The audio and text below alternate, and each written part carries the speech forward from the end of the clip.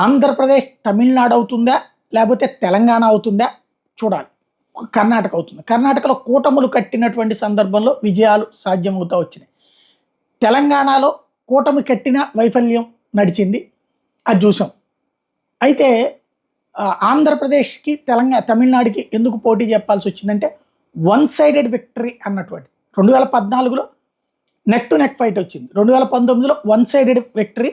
వైఎస్ఆర్ కాంగ్రెస్ పార్టీకి 50% ఓట్లు, 151 సీట్లు. అదే ఇప్పుడు వచ్చేటప్పటికి కూటమికి 164 సీట్లు, వైఎస్ఆర్ కాంగ్రెస్ పార్టీ 11 సీట్లకి పడిపోవడం.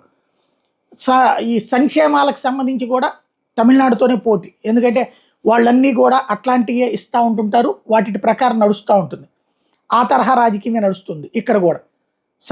సంక్షేమం పేరుతో ఇస్తూ ఉన్నటువంటిది. అక్కడేమో ఉచితాలు, ఇక్కడ సంక్షేమమే ఉచితం అంటారు, ఉచితమైన సంక్షేమం అంటుంటారు. ఇదంతా లెక్కలో చూసుకుంటే ప్రస్తుతం ఉన్నటువంటిది 1989లో డిఎంకేకి 169 వస్తే ఏఐఏడిఎంకేకి 30 వచ్చినాయి.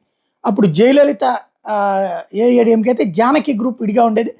వాళ్ళకి 11 స్థానాలు వచ్చినాయి అనమాట. 1991లో వెంటనే ఎన్నికలు జరిగినాయి. రాజీవ్ గాంధీ మరణం తర్వాత అప్పుడు ప్రభుత్వం రద్దు చేయడం వల్ల అప్పుడు డిఎంకే 1991లో డిఎంకే కేవలం 7 స్థానాలకు పడిపోయింది. ఏఐఏడిఎంకే ఏకంగా 225 స్థానాలు గెలుచుకుంది. అది ఆ సింపతి అనుకుందాం. కానీ 96కి విచిత్రం ఏంటంటే కంప్లీట్ రివర్స్. డిఎంకే 221 సీట్లు, ఏఐఏడిఎంకే 4 సీట్లు. ఒక ఎమోషన్, ఒక సిస్టమ్స్ ఇవన్నీ.